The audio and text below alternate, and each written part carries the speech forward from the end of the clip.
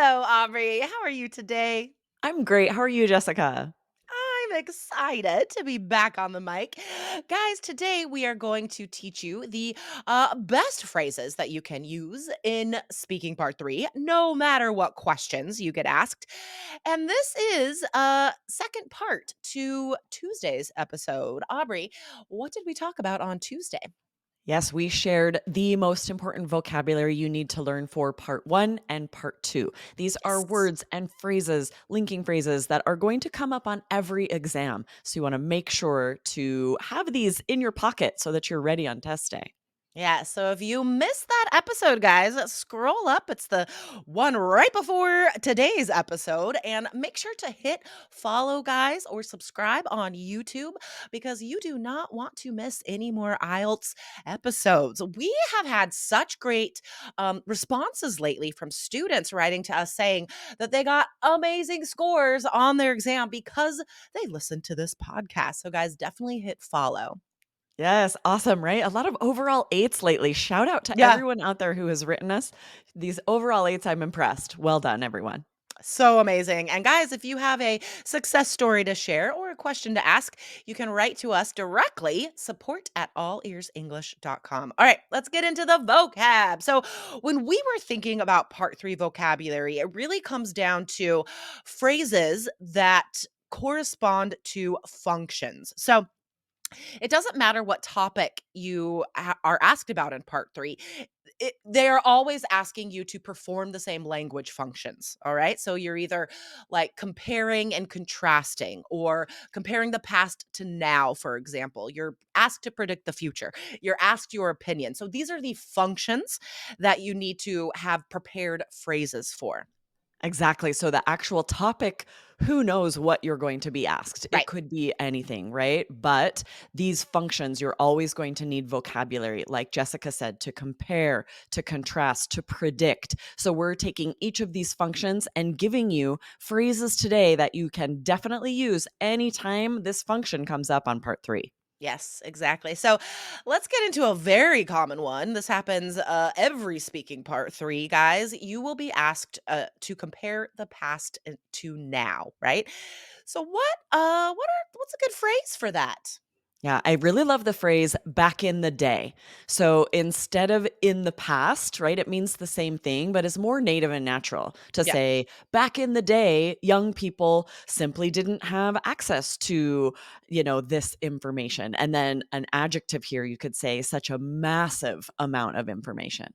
Yeah, we mentioned this word massive in Tuesday's episode, guys, in the last episode, because remember, you need a lot of great adjectives, right? So instead of saying like a lot of information, no, we say a massive amount of information. All right, so back in the day it's a little informal, right? However, guys, you do need to show a wide variety of transition phrases, and it is still speaking. So even though speaking part three is more formal, more academic, you can still use some more natural, informal phrases like this back in the day. All right. Now, what if you're asked to predict the future? What can we Yeah. say? Which is very likely. There is Mhm. a good chance that you're going to be asked some kind of question that will ask you what you think something will be like in the future. Mhm. So we love the phrase, it's nigh on impossible to know for certain. So this just means who can say, I Yeah. don't know for sure, but it's full of high scoring vocabulary. So So good. it's nigh on impossible to know for certain. Then you It's a can long start phrase. any answer with that. Yes. Yeah, it's a prediction question, right? Nobody knows for certain. So you can use this for any prediction question. Don't use it more than once though, and make sure to remember it as a chunk, right? Because if you don't remember each word, it'll come off as inappropriate and incorrect. So again, that phrase is it's nigh on impossible to know for certain. So for example, if you're asked about the future of social media, right? You could say it's nigh on impossible to know for certain, of course, but I'd say the proliferation of social media will keep expanding. So you see the additional academic vocab there. And this is also great for a lot of speaking part three answers, right? Proliferation. That's also great for writing task two. What does Yes. proliferation mean? Yeah, a big amount of something and that it's Yeah, growing, right? So the right. proliferation of social media means it's everywhere, constantly expanding. Widespread, right? Exactly, exactly. All right, now opinion, of course. You're always asked about your opinion, so you need a couple phrases for this. You need more than a couple phrases in your pocket for this because you don't want to just say, in my opinion, I think, right? So, what can we say instead?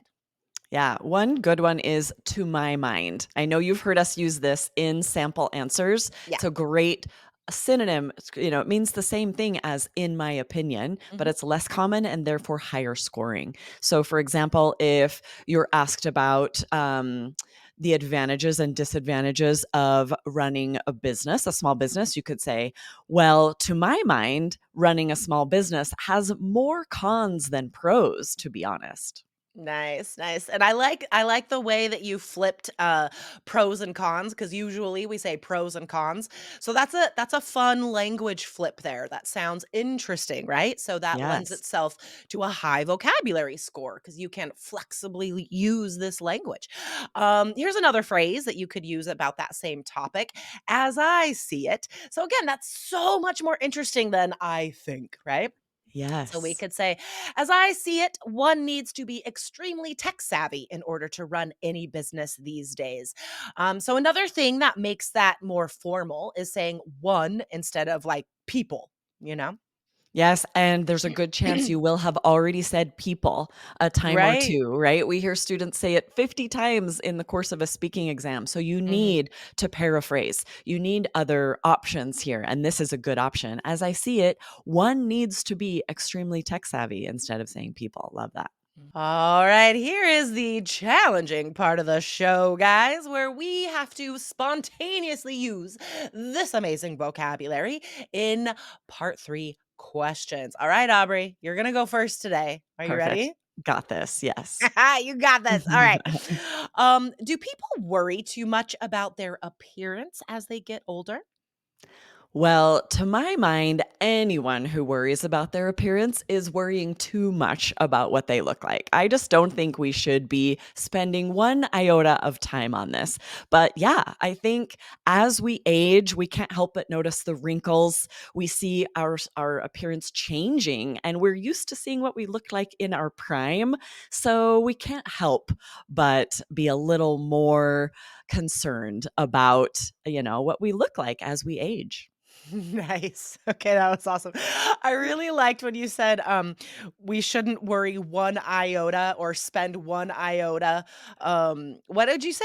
We shouldn't worry one iota, We right? shouldn't worry one iota about this, about our So appearance. good. I think that's Yeah. what I So said. instead of saying like not at all, right? It's we shouldn't do that one iota. So good. All right. Okay, my turn. Okay, ready for your question? Mhm. Do you think that the media influences our ideas about what is attractive?